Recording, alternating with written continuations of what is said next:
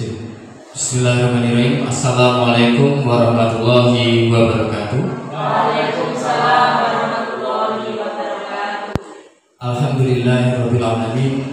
Assalatu wassalamu ala asrofil anbiya'i wal mursalin wa ala alihi wa ashabihi wa man tabi'ahum bi ihsanin ila yaumiddin. Amma ba'd.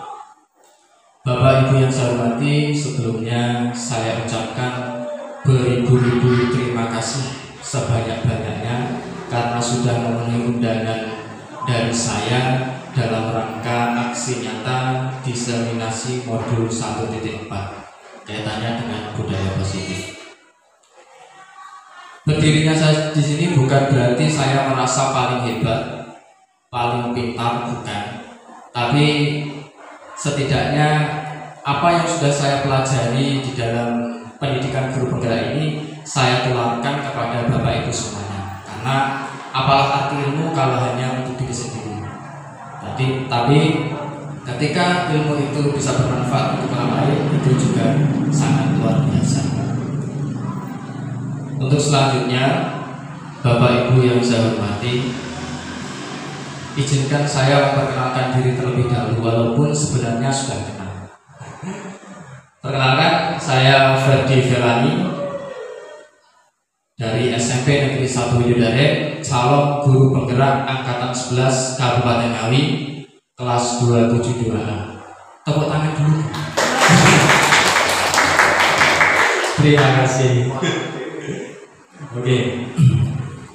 Jadi sebelum kita menuju ke budaya positif, sebagai pembuka ini, kita harus tahu dulu tujuan pendidikan kita itu sebenarnya apa.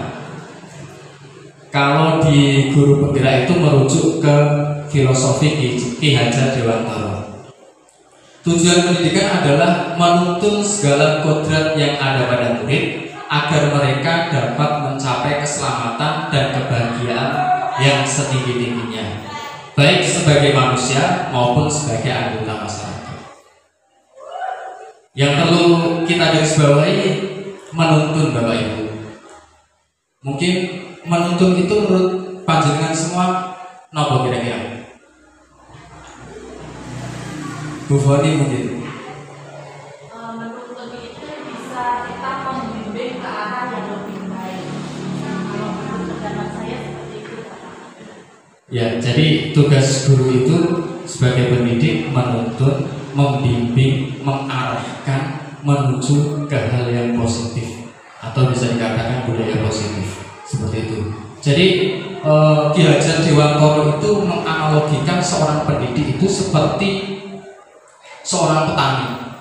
Jadi lahannya itu adalah sekolahan, benihnya itu adalah murid, dan petaninya itu adalah seorang guru.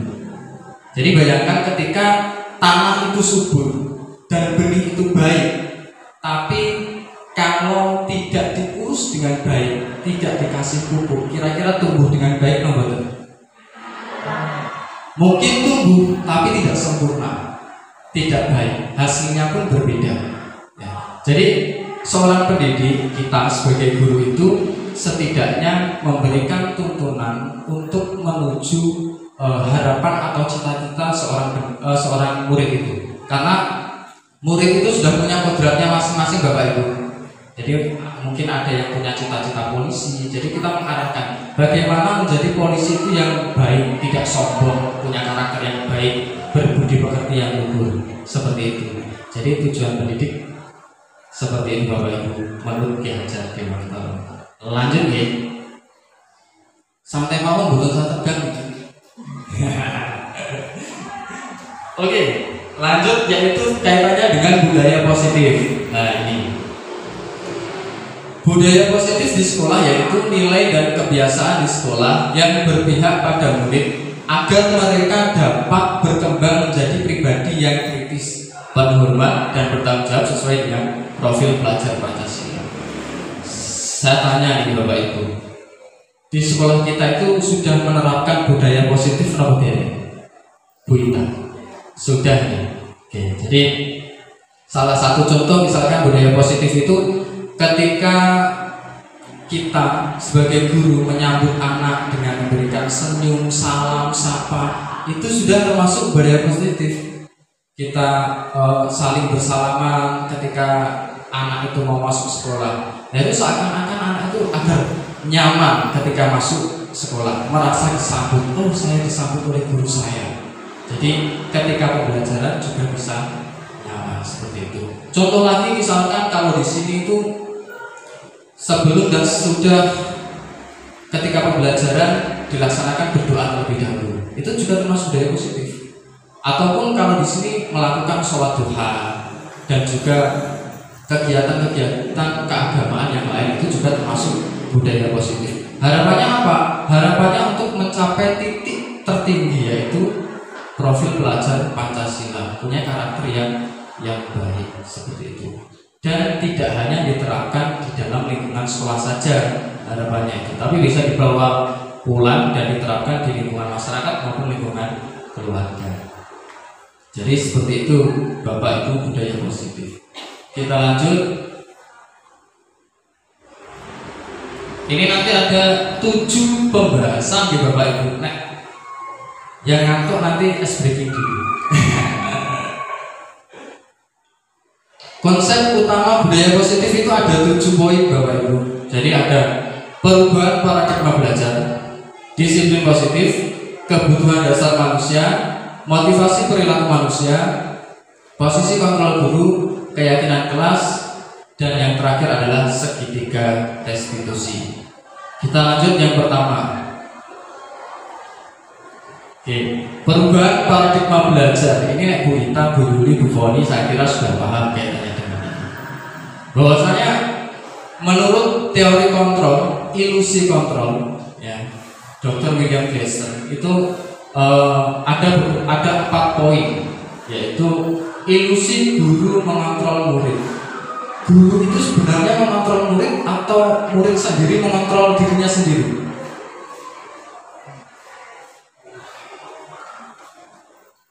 Seharusnya kontrol itu ada atau muncul dari dalam diri masing-masing. Jadi kita sebagai guru tidak bisa mengontrol. Ibarat kita mengepal gini Bu. Ini kan jempol kita kepal. Nah, yang 4 ini misalkan ibaratkan guru. Nah ini berarti timbul kesadaran dari eksternal, dari luar. Jadi kontrolnya dari luar. Jadi yang diharapkan itu murid itu punya kesadaran dan kontrol diri di dalam dirinya masing-masing. Jadi ilusi guru mengontrol murid itu hanya sekedar ilusi saja. Jadi yang kedua, ilusi bahwa semua penguatan positif efektif dan bermanfaat. Emang betul penguatan yang positif itu efektif, tapi tidak bisa berlaku dalam jangka panjang. Contoh misalkan, kadang-kadang kita sebelum ujian itu ada renungan. Oke, renungan, menangis semuanya.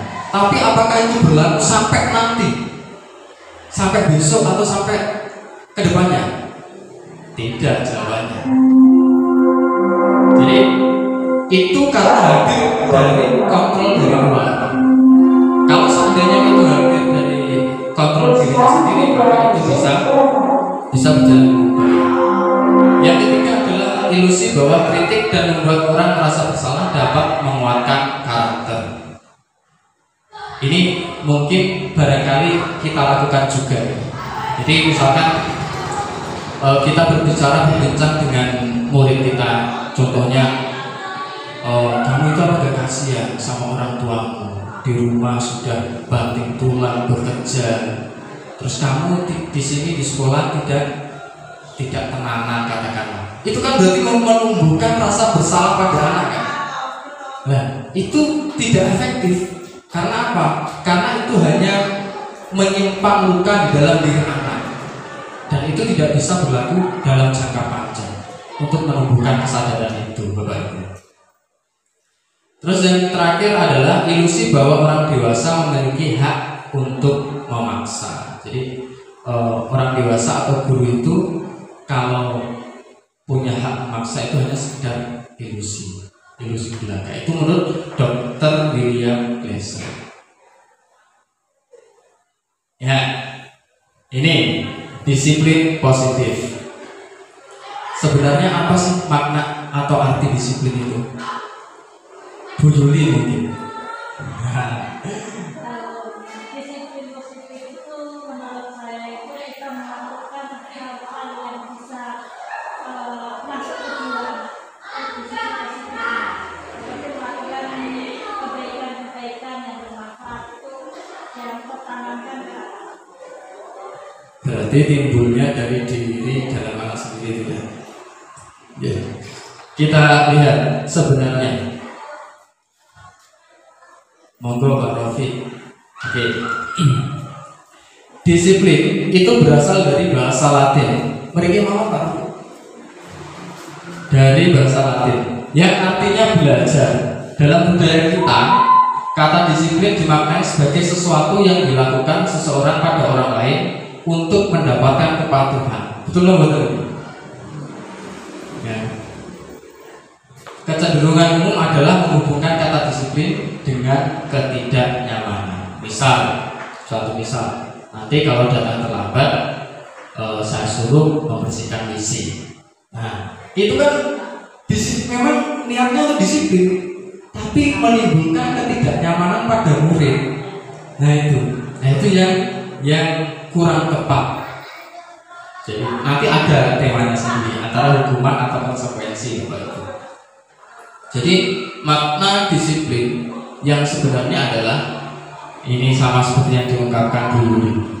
Kemampuan memerintah diri sendiri dalam mengontrol dan menguasai diri untuk memilih tindakan yang mengacu pada nilai-nilai yang kita hargai. Contoh suatu misal, panjenengan nek pakai helm itu untuk apa? Oke, keselamatan ya Bapak Ibu. Jadi untuk keselamatan. Jadi jangan sampai kita tanamkan kepada murid, nak pakai helm. Nanti kalau ada razia bagaimana? Nah, itu kan berarti kurang pas ya. Jadi kita tanamkan nilai keyakinan yang tepat, yang benar. Nak pakai helm untuk menjaga keselamatan diri kita sendiri. Nah, kalau seandainya itu sudah timbul dalam diri sendiri, maka secara otomatis, secara tanpa disadari akan memakai helm. Bukan berarti juga pakai helm. Wah, ini saya ini biasanya. Pak Bambang biasanya.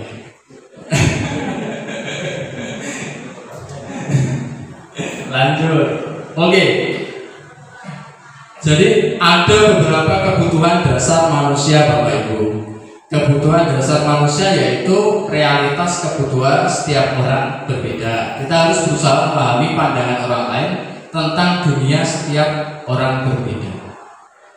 Yang pertama survival, ya, itu kebutuhan dasar manusia untuk bertahan hidup. Jadi kaitannya dengan sandang, pangan, papan dan lain sebagainya itu. Kadang-kadang juga ada di dalam lingkungan sekolah kita, murid kita itu juga ada yang mempunyai kebutuhan untuk bertahan hidup. Nanti saya kasih contoh kasusnya. Yang kedua adalah cinta kasih dan merasa diterima. Ada loh dari anak-anak kita kadang Pak Bambang dari anak kita. Itu kan sebenarnya dia itu pengen menunjukkan bahwasanya saya itu perhatian loh sama Bambang, perhatikan sama Bambang dan saya pengen diterima, ya. Jadi misalkan kita disapa oleh murid ya juga ojo banget lah. Ya kita salah juga. Biar anak tersebut itu merasa diterima kehadirannya. Kadang ada, apalagi cewek-cewek itu ada bapak-bapak atau ganteng sidik kan biasanya Pak Maman, ayo olahraga. Guru olahraga biasanya guru favorit murid, walaupun di kampung tetap dicapai. Nek guru matematika sama agama boten Pak. Kosong alhamdulillah. Oke, itu cinta kasih. Yang ketiga ada kesenangan. Peserta didik atau murid itu biasanya juga ingin mengekspresikan kesenangannya masing-masing. Contoh jari sama temannya, kalau ditanya senang aja Pak kalau melihat anak itu marah. Ada juga seperti itu. Saya pernah menjumpai hal yang semacam itu. Iseng-iseng aja Pak. Nah itu kan berarti dia ingin memenuhi kebutuhan dasar tentang kesenangannya. Terus misalkan jam 12 main bola, padahal panas banget. Tapi tetap nekat main bola. Nah itu juga termasuk memenuhi kebutuhan dasar tentang kesenangan. Terus penguasaan. Nah, penguasaan pengen merasa bahwa dirinya itu hebat di dalam kelasnya atau di sekolahnya. Ada enggak ini? Aksata biasanya. Ya kan? Kelas 9D. Wah, merasa gagah. Nek dihukum malah cengenges, senginyis. Kenapa? Dia merasa pengen menunjukkan kepada temannya, saya itu loh merasa hebat di sini. Merasa pengen jadi penguasa. Ya kan? Ya, jadi seperti itu. Yang terakhir ada kebebasan Bapak Ibu. Murid itu juga butuh kebebasan. Jadi kalau sekarang kan yang sedang digembor-gemborkan kan pelajaran berdiferensiasi. Yaitu kan salah satu cara agar murid bebas untuk menentukan cara berpikirnya masing-masing. Suatu misal kita mau ke Ngawi, lewat Jogorogo bisa nggak? Bisa. Lewat Gendingan bisa, lewat Parong juga bisa. Nah, jalannya berbeda, tapi tujuannya sama. Berdiferensiasi itu seperti itu Bapak Ibu. Lanjut ya. Oke, ini ada kasus Bapak Ibu. Ini ada Bu Irma, guru kelas 6 SDN Pelita, sedang bingung menghadapi ulah salah satu murid di kelas bernama Randy. Beberapa anak telah datang dan mengeluhkan Randy yang seringkali meminta bekal makan siang mereka dengan paksa. Jika Anda menghadapi situasi seperti Bu Irma, apa yang akan Anda lakukan? Menurut Anda, kira-kira apa alasan Randy melakukan itu? Kira-kira kalau semisal kasus ini terjadi pada panjenengan, yang akan jenengan lakukan apa? Bu Romi, kira-kira? Iya. Mengingatkan, menasihati, iya kan? Oke, ini sudah tepat Bu. Jadi ada beberapa kemungkinan Bapak Ibu, seperti kebutuhan dasar manusia tadi. Nah, ada kemungkinan 5 jawaban yang keluar dari Randy. Mungkin Randy lapar dan orang tuanya tidak membawakan bekal makan siang. Berarti dia memenuhi kebutuhan dasar tentang bertahan hidup, survival. Jadi kita tidak boleh, kamu malah terus langsung dimarahi tanpa kita tahu akar permasalahannya apa. Nah, kita harus cari dulu. Oh, ternyata Randy itu sudah lapar dan orang tuanya tidak membawakannya bekal. Atau mungkin bahkan orang tuanya nggak punya uang untuk memberikan uang saku atau memberikan bekal makan, kepada Randy. Kan ada kemungkinan seperti itu. Atau mungkin teman Randy jadi perhatikan Randy. Jadi dia pengen cari perhatian dan kasih sayang dan rasa diterima, memenuhi kebutuhan dasar itu. Ada juga loh seperti itu. Apalagi anak SD itu biasanya seperti itu. Caper bahasanya sekarang, cari perhatian kan. Ya. Kalau kita kadang cari perhatiannya sama siapa? Kalau di dunia kerja, kepala sekolah, ya kan biasanya. Ya.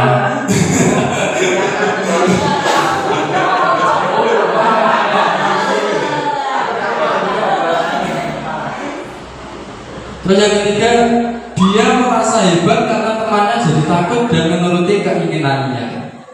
Ya kan, merasa hebat.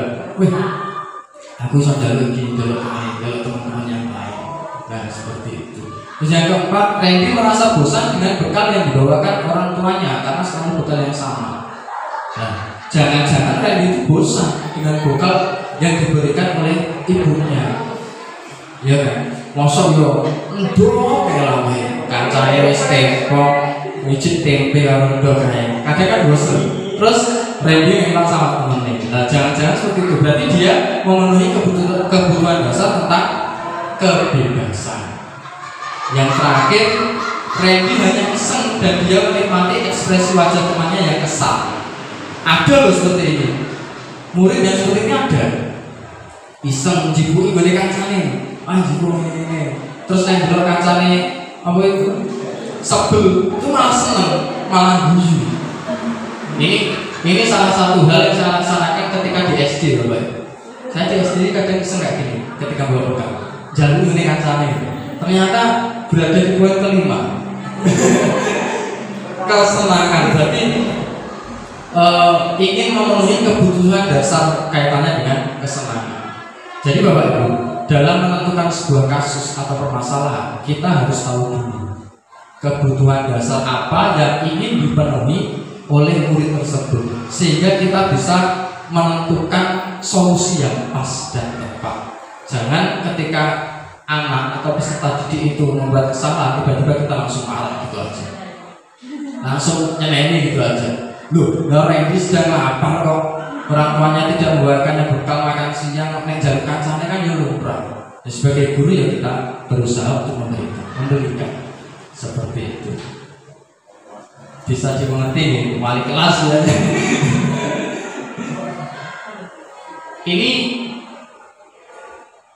Ini sedikit demi sedikit saya terapkan di sini Bapak Ibu. Jadi bukan berarti saya menjelaskan di sini saya sudah menerapkan semuanya di sini, bukan. Saya berusaha sedikit demi sedikit untuk mengurangi rasa marah-marah saya kepada peserta didik.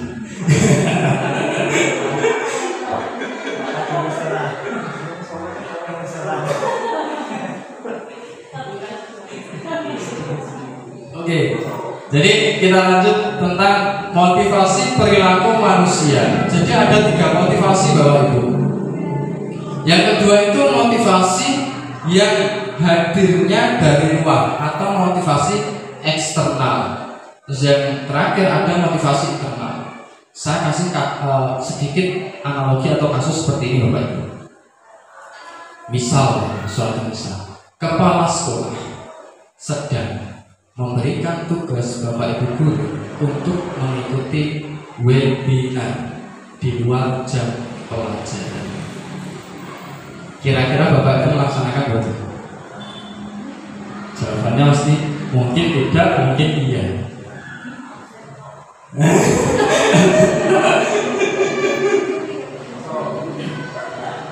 Kalau kita lihat dari motivasi pertama Bapak Ibu, untuk menghindari ketidaknyamanan atau hukuman apa yang akan terjadi apabila saya tidak melakukannya.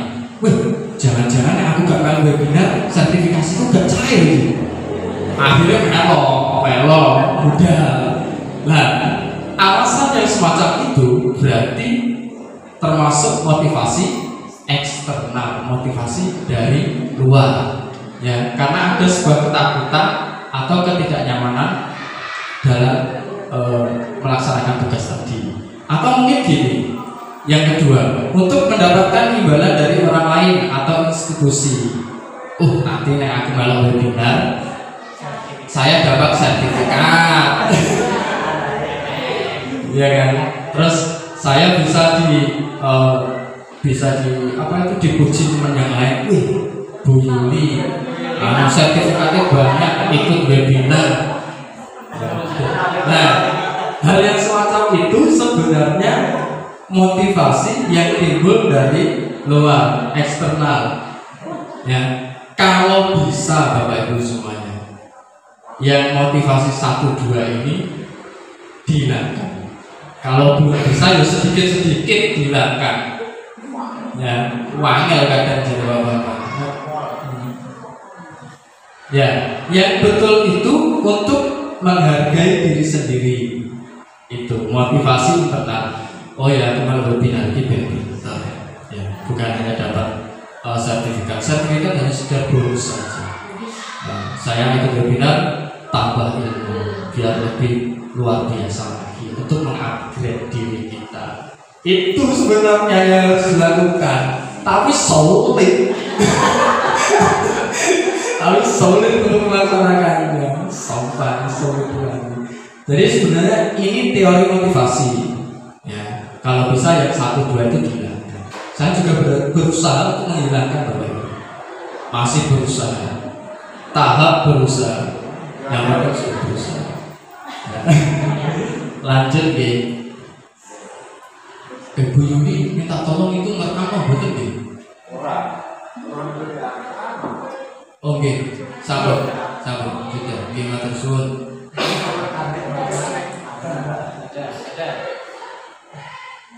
Kita masuk ke hukuman dan konsekuensi Bapak Ibu. Saya punya video gini. Ini video titipan dari fasilitas saya Bapak Ibu. Mudah-mudahan bisa.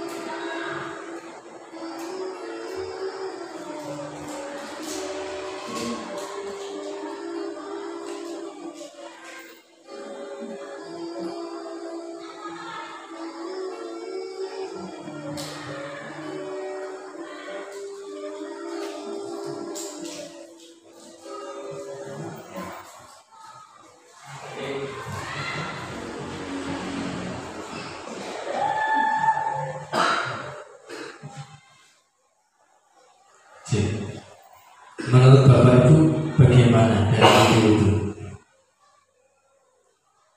Seorang guru yang tidak menanyakan terlebih dahulu latar belakangnya, akar permasalahannya, kenapa bisa terlambat, terus tiba-tiba main pukul saja.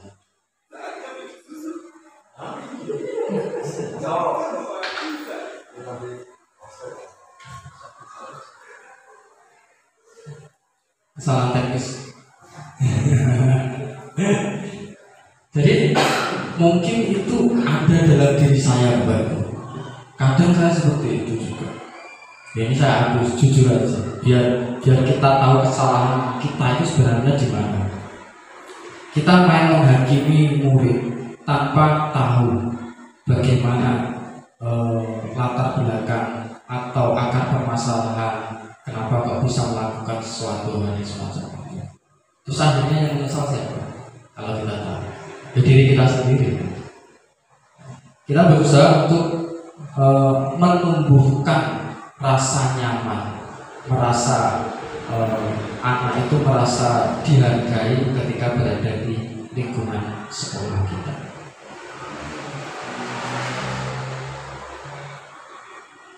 Ini masuk di tema hukuman dan konsekuensi, Bapak Ibu. Ada kasus lagi, karena di lingkungan sekolah kita itu banyak kasusnya, maka saya sedikit menulis kasus-kasus itu. Ini ada kasus anak kurang menguasai pelajaran matematika. Sebenarnya mau saya tulis Bu Ita atau Pak Omar gitu, tapi kok gak enak gitu. Sehingga pada saat pelajaran tersebut berlangsung, dia lebih banyak berdiam diri atau menggambar di buku pelajarannya. Pada saat guru matematikanya, Pak Seno, menanyakan pertanyaan dan Ana menjadi gugup dan tak sengaja menjatuhkan tasnya dari kursi, serta tiba-tiba menjadi gagap pada saat berupaya menjawab. Seluruh kelas pun tertawa melihat perilaku Ana yang berbicara tergagap dan terkejut tersebut. Pak Seno pada saat itu membiarkan teman-teman Ana menertawakan Ana yang tergagap dan malu luar biasa, dan sambil menunjuk hidungnya karena tidak bisa menjawab pertanyaan Pak Seno. Kelas makin gaduh dan anak-anak pun tertawa melihat Ana di depan kelas memegang ujung hidungnya. Jadi konyol loh, biasanya di SD biasa. Nah, kira-kira Bapak Ibu dari dua pertanyaan pemantik itu, apakah Anda setuju dengan tindakan Pak Seno terhadap Ana? Kira-kira setuju atau betul? Tidak ya. Mengapa?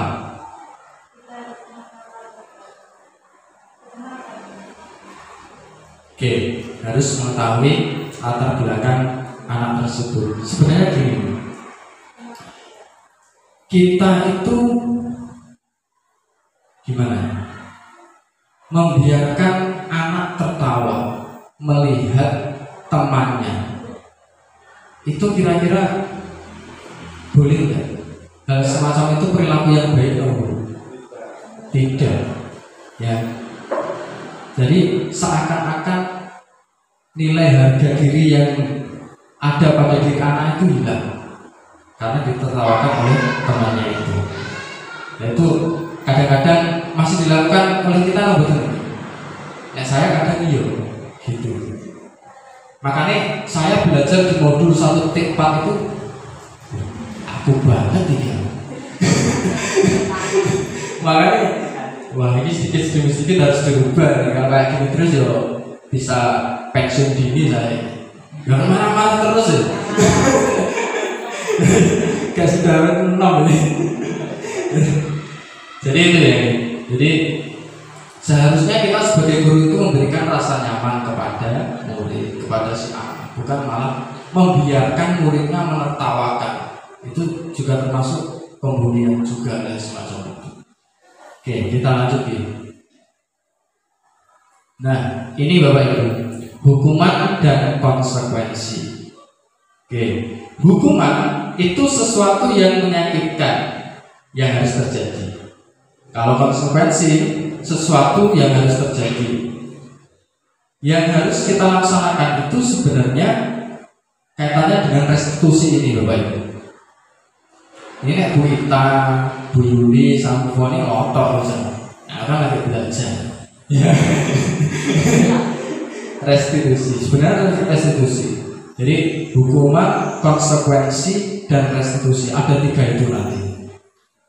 Hukuman itu menimbulkan ketidaknyamanan kepada murid. Murid merasa tersakiti akan hukuman itu. Kita lanjut dulu, Bapak Ibu.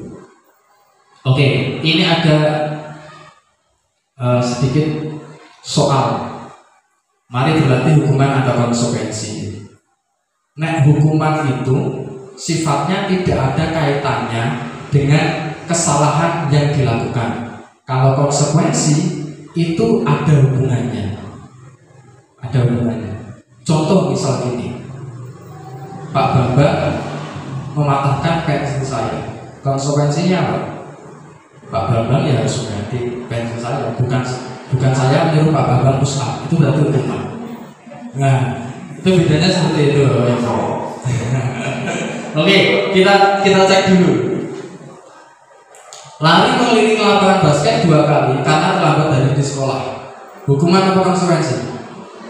Hukuman B. Membersihkan coretan yang dibuatnya di meja tulis. Konsekuensi. Murid diminta untuk push up 15 kali karena tidak menggunakan masker ke sekolah. Hukuman. Menggantikan kertas tugas teman yang telah dicoret-coret. Konsekuensi. Berjemur di lapangan basket pukul 12 siang karena mengobrol dengan teman. Hukuman. Murid diminta bertelanjang kaki sepanjang hari karena tidak menggunakan sepatu warna hitam sesuai peraturan sekolah. Hukuman atau konsekuensi? Hukuman ya? Hukuman. Berdiri di depan kelas sambil mengangkat kaki satu karena tidak bisa menjawab pertanyaan. Hukuman. Oke. Jadi yang pintar itu Bapak Ibu semuanya. Saya sebenarnya kurang, ilmunya masih kurang. Kita cek. Nah, ini. Oke. Hukuman, konsekuensi, hukuman, konsekuensi, hukuman, hukuman. Nah, itu jadi perbedaannya. Ini Bapak Ibu. Jadi yang agak rancu itu murid diminta bertelanjang kaki sepanjang hari karena tidak menggunakan sepatu warna hitam. Ini kan yang beda. Ini kan tidak sesuai dengan hukumannya, itu kan tidak sesuai dengan apa yang dilanggarnya. Kan warna hitam kan yang diinginkan. Di sini kan juga ada si nyeker maksudnya. Gak pakai sepatu itu kadang-kadang kan juga ada semacam itu.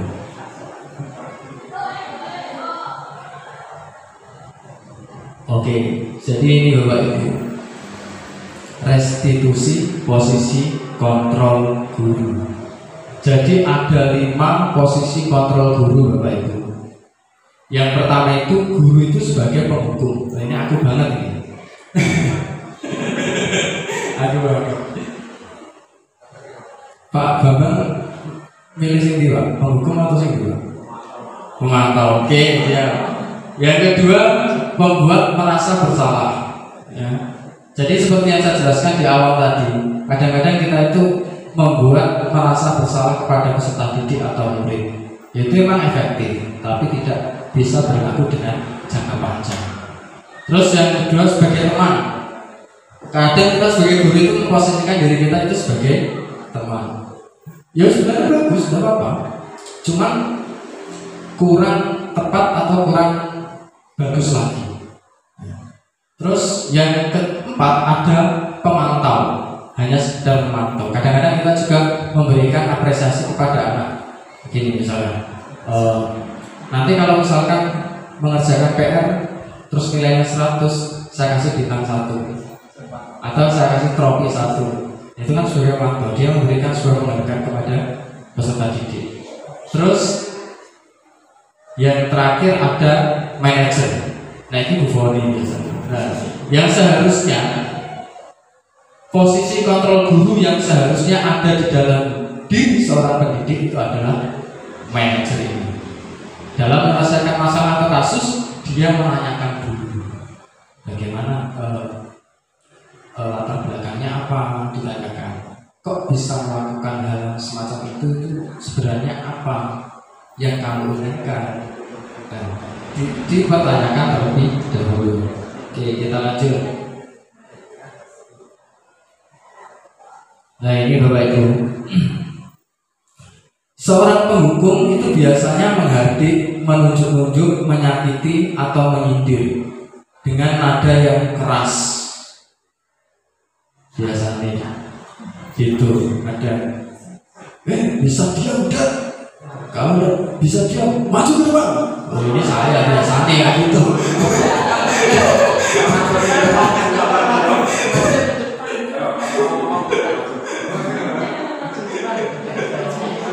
Nah, itu ternyata posisi kontrol guru itu sebagai itu penghukum.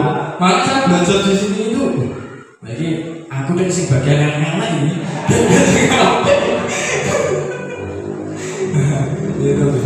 Jadi anak itu cenderung memberontak Bapak Ibu ternyata.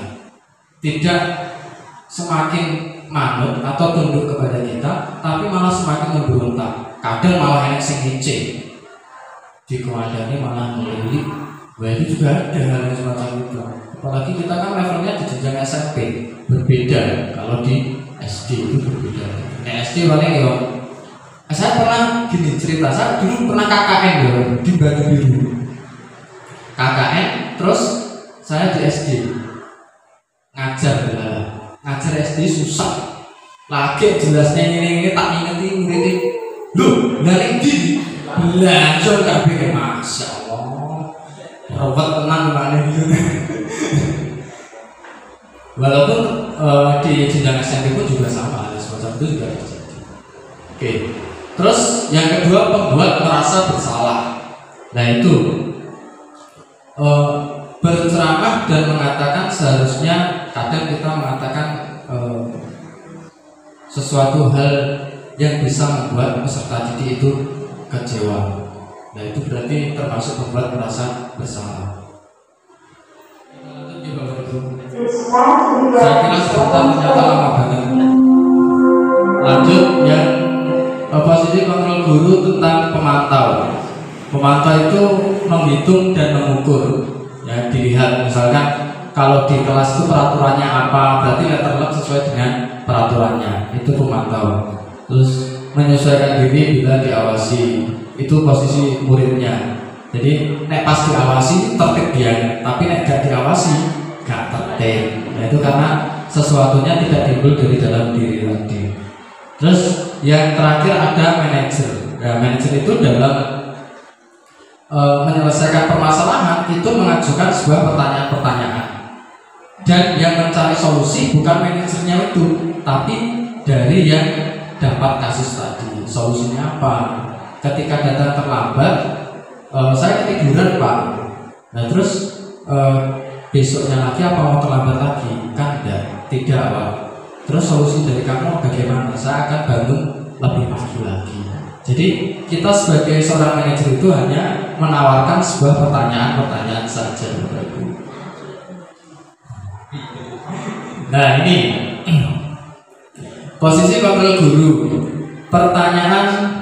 Pernyataan-pernyataan. Terus siapa yang mengatakan? Contoh, saya kecewa sekali dengan kamu. Berarti termasuk apa? Membuat orang merasa contohnya tadi sudah saya katakan, misalkan kamu itu apa enggak kasihan dengan orang tua, terus bekerja panas-panas ngantuk. Nah itu kan berarti membuat seorang murid itu merasa bersalah.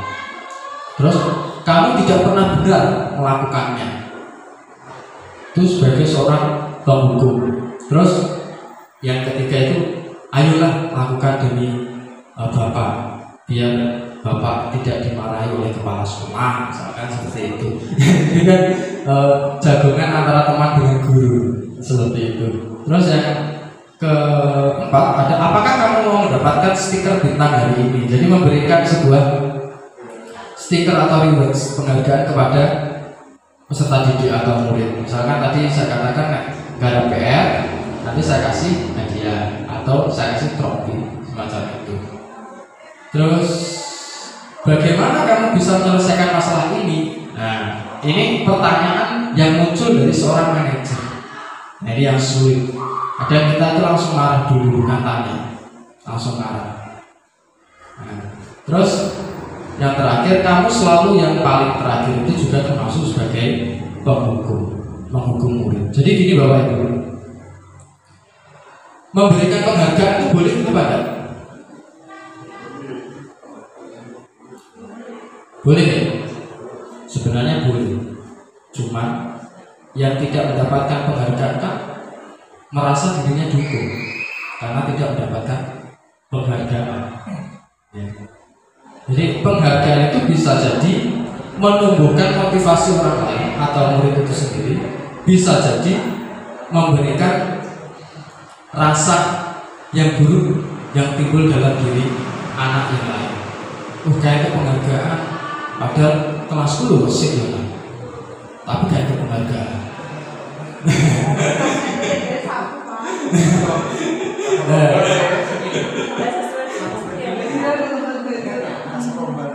Oke, lanjut. Oke, masuk di sesi yang paling akhir, masih 2. Keyakinan kelas adalah nilai-nilai kebajikan atau prinsip-prinsip universal yang disepakati bersama secara universal, lepas dari perbedaan agama, suku, negara, dan bahasa. Jadi keyakinan kelas itu tumbuhnya di dalam diri atau prinsip. Misal gini, tadi saya katakan di awal bapak ibu itu memakai helm itu karena keyakinannya apa? Menjaga keselamatan. Jadi seperti itu keyakinan yang harus ditanamkan dalam diri anak, keyakinan kelasnya. Atau misalkan biasanya kan peraturan sama keyakinan itu beda apa? Sama? Beda ya. Yang peraturan dilarang membuang sampah di kelas misalkan. Kan itu peraturan. Nah, misalkan kita mau buat keyakinan, itu bagaimana? Kalimat. Misal gini, kalau kesepakatan kelas misalkan dalam rangka agar kelas itu bersih kan berarti kan kita harus membuang sampah pada tempatnya. Berarti ketika bersih itu kan kelas akan jadi nyaman dan tentunya sehat. Berarti keyakinan kelasnya adalah menjaga kenyamanan dan kesehatan lingkungan. Itu sudah memenuhi aspek itu semuanya. Jadi bukan dilarang buang sampah terus dilarang gini. Jadi secara universalnya gitu. Atau mungkin gini, memakai masker, dilarang memakai masker ketika berada di kelas. Nah, itu peraturan atau keyakinan? Kok dilarang ya? Nek dilarang berarti kan gak boleh ya? Nah terus bi? Nek peraturan berarti memakai masker pada saat di kelas pas COVID misalkan. Nah itu kan dalam rangka memakai masker itu dalam rangka apa? Nah, menjaga kesehatan. Berarti keyakinan kelasnya adalah menjaga kesehatan adalah kunci hidup yang lebih baik. Misalkan berikut seperti itu. Bukan kita menyuruh ataupun hanya sekedar melarang saja, tapi tumbuhkan rasa keyakinan. Bukan berarti, wih ini Pak Polisi gue helm enggak. Tapi kan memang keyakinannya pakai helm itu untuk menjaga keselamatan. Seperti itu. Ini sebenarnya yang tak jelaskan lebih runtut, lama banget itu, untuk sore. Soalnya gini, pembelajaran modul ini itu berlangsung selama 1 minggu lebih. Jadi ini hanya sekedar saya jelaskan poin-poinnya saja. Jadi gini Bapak Ibu, yang pertama kita itu harus membuat keyakinan kelas atau peraturan kelas.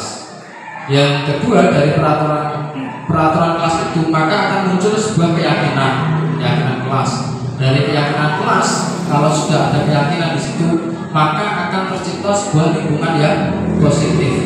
Sehingga ketika lingkungannya itu sudah positif, maka budayanya akan budaya positif. Ini tugas yang berat, khususnya buat saya, ya, dan umumnya bagi teman-teman semuanya.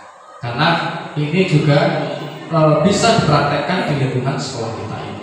Jadi puncak harapannya adalah menumbuhkan lingkungan sekolahan yang berbudaya positif seperti itu. Nah ini Bapak Ibu, jadi nek peraturan itu selalu kembalikan buku ke tempatnya. Berarti keyakinannya apa? Tanggung jawab. Terus dilarang mengganggu orang lain. Keyakinannya apa? Menghormati orang lain. Misalkan dilarang membuli teman sekelasnya. Itu kan berarti keyakinannya menghormati orang lain dan diri sendiri. Terus hadir di sekolah 15 menit sebelum pembelajaran dimulai. Berarti keyakinannya menghormati orang lain, komitmen pada tujuan. Menghormati orang lain itu berarti kan menghormati bapak ibu guru kan, karena datang lebih awal. Seperti itu. Terus dilarang menggunakan narkoba. Keyakinannya apa? Ya untuk kesehatan. Bukan berarti kita itu bisanya melarang, tapi tidak menumbuhkan keyakinan yang ada pada diri anak. Jadi koreksinya kita itu harus menumbuhkan keyakinan positif yang harus ditumbuhkan pada diri murid. Jangan berlari di kelas atau koridor. Berarti kan keyakinannya kaitannya dengan keselamatan dan keamanan. Oke, ini pembentukan keyakinan kelas. Sebenarnya saya pernah membuat keyakinan kelas Bapak Ibu di kelas 8E itu. Saya tak cari ini ya. Sedikit lagi di Bapak Ibu.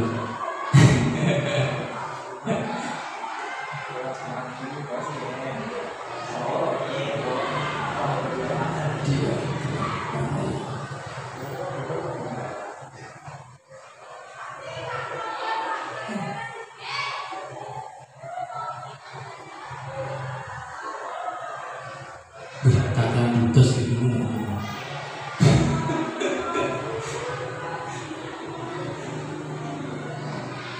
Ada berapa?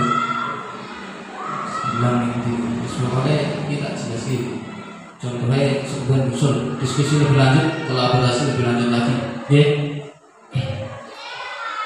Keyakinan kelas itu bersifat lebih abstrak daripada peraturan yang lebih rinci dan konkret. Terus keyakinan kelas berupa pernyataan universal. Pernyataan keyakinan kelas dibuat dalam bentuk positif, menjaga kesehatan, keselamatan, keamanan. Keyakinan kelas sebenarnya tidak terlalu banyak sehingga mudah diingat dan dipahami. Jadi bukan dilarang bla bla bla kan banyak. Jadi keyakinan kelas itu lebih rinci dan mudah dipahami dan mudah diingat. Terus selanjutnya semua warga kelas ikut berkontribusi dalam pembuatan keyakinan kelas lewat kegiatan curah pendapat. Yang terakhir bersedia meninjau kembali keyakinan kelas dari waktu ke waktu. Saya pernah membuat keyakinan kelas seperti yang saya ucapkan tadi di kelas 8E karena berhubung saya wali kelasnya di sana. Nah rencananya juga saya terapkan di kelas-kelas yang lain ketika saya mengajar. Karena kita mulai dari kecil dulu, Gak mungkin kita tiba-tiba kalau CGB harus merubah sekolah kita. Kan gak mungkin kan. Harus bertahap dulu. Mulai dari diri. Pembelajarannya kan di mobil itu mulai dari diri dulu gitu. Mulai dari diri. Setelah itu eksplorasi konsep. Itu kan. Oke, terakhir segitiga restitusi. Jadi segitiga restitusi itu sebuah metode kalau saya bilang dalam mengatasi sebuah permasalahan. Tidak semua permasalahan itu bisa diselesaikan dengan segitiga restitusi. Oke, ya, itu sebagai pembuka agar nanti kita itu bisa tepat dalam mengatasi sebuah permasalahan. Jangan restitusi. Nah, restitusi ini juga bisa diterapkan di lingkungan keluarga, Bapak Ibu. Restitusi. Kadang itu istri saya kan saya ajari restitusi juga. Makanya saya ajari itu harapannya biar nanti saya pulang terlambat pas lagi mancing, tapi gak kesenengan. gak diseleni, jadi direstitusi sih, ditanggal sih, terus esok ini alasannya apa, jadi kan enak kan. Direstitusi, jadi istri saya gak marah-marah karena ada restitusi. Jadi segitiga restitusi itu proses menciptakan kondisi bagi murid untuk memperbaiki kesalahan mereka, sehingga mereka bisa kembali pada kelompok mereka dengan karakter yang lebih kuat. Jadi nggak menyalah-nyalahkan guru. Melalui restitusi, guru dapat satu, membantu murid menjadi lebih memiliki tujuan, disiplin positif, serta memulihkan dirinya setelah berbuat salah. Yang kedua, membantu murid untuk jujur pada diri sendiri dan mengevaluasi dampak dari kesalahan yang dilakukan. Yang terakhir, memberikan penawaran bukan paksaan. Tawaran solusinya apa ngerjain kayak gini. Jadi contohnya itu, saya pernah buat contoh itu dengan Afinsah kelas 9A.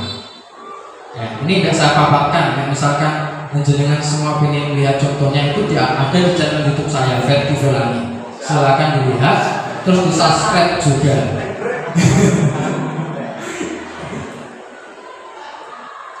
Oke, jadi tahapannya segitiga restitusi itu yang pertama adalah menstabilkan identitas. Setiap orang pasti pernah melakukan kesalahan, kamu bukan satu-satunya yang pernah melakukan ini. Nah itu harus kita ucapkan. Jadi kan setiap manusia itu kan pasti melakukan kesalahan. Bahkan saya pun juga bukan murid saja yang melakukan kesalahan. Maka itu harus diyakinkan kepada murid agar murid itu seakan-akan aku kok salah dewi ya, gitu. Tidak. Jadi distabilkan dulu identitasnya. Terus yang kedua ada validasi tindakan yang salah. Kamu tentu punya alasan mengapa melakukan itu. Karena misalkan murid melakukan kesalahan itu kan punya alasan kan? Punya alasan, sehingga kita harus tahu dulu alasannya itu apa. Terus adakah cara yang lebih efektif untuk mendapatkan apa yang kamu butuhkan? Nah, caranya bagaimana? Ketika kamu melakukan kesalahan itu, solusi yang ingin kamu dapat itu apa? Atau kedepannya ketika kamu melaksanakan ini apa harus melakukan terus? Kan tidak, harus ada sebuah perubahan. Yang ketiga itu ada menanyakan keyakinan. Nah ini, jadi dari yang pertama sampai restitusi ini sebenarnya ada kaitannya nih, Bu Wani. Ada loh, ada kaitannya. Jadi runtut gitu, ada kaitannya. Yang terakhir itu segitiga restitusi ini metode untuk memecahkan atau menangani sebuah kasus atau permasalahan seperti itu. Nah jadi saya itu pakai segitiga restitusi ini, makanya rasa marah-marah saja kayak gitu. Misalkan ada orang yang buang sampah sembarangan gitu, orang buang botol minuman, langsung tanya, mas, itu buang sampah di situ itu baik atau buruk? Buruk pak, ya udah kalau buruk diambil. Yang benar dibuang di mana? Di tempat sampah. Oke, silakan dikerjakan. Kan penak dong, jangan suruh-suruh. Buang sampah jadi bro. Kan gitu juga repot. Jiwo. Jadi itu.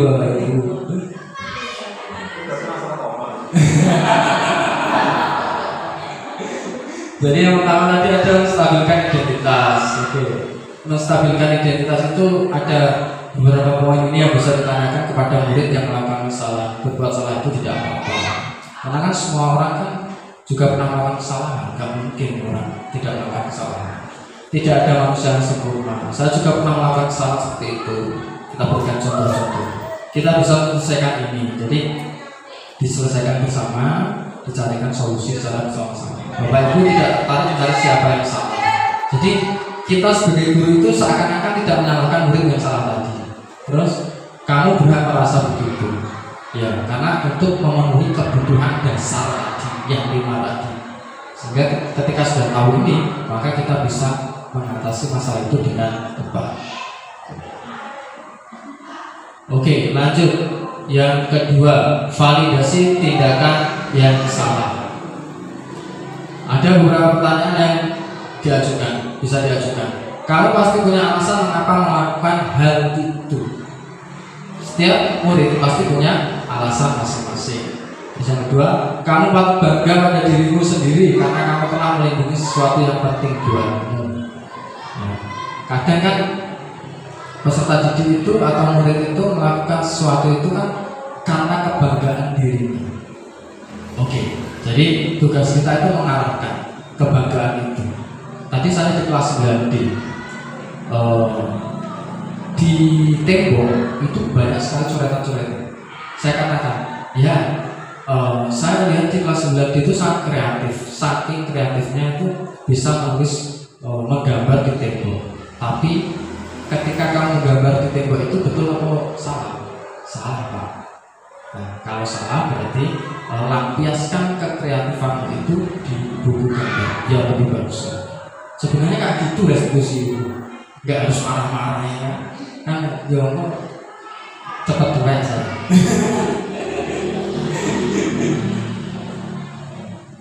Yang terakhir, menanyakan keyakinan. Menanyakan keyakinan.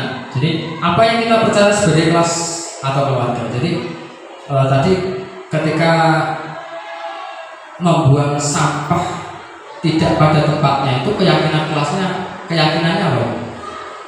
Kan kesehatan, menjaga kebersihan. Nah itu berarti yang harus ditanamkan dalam diri murid. Terus apa nilai-nilai umum yang kita telah sepakati, keyakinan apa yang kita sepakati, apa bayangan kita tentang kelas yang ideal, kamu mau jadi orang yang seperti apa, itu juga harus ditanamkan dalam diri murid.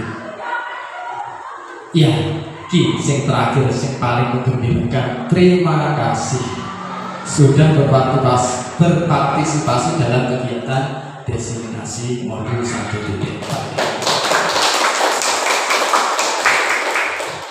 Oke, jadi yang terakhir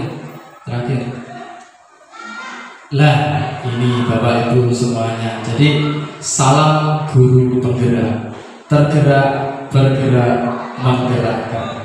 Jadi seperti itu Bapak Ibu. Kita harus bergerak, setelah bergerak harus bergerak, setelah bergerak harus menggerakkan.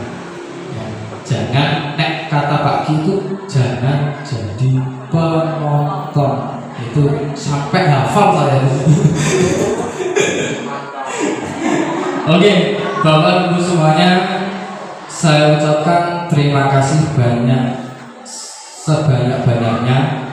Saya tidak bisa memberikan apa-apa, saya hanya bisa berbagi ilmu yang sudah saya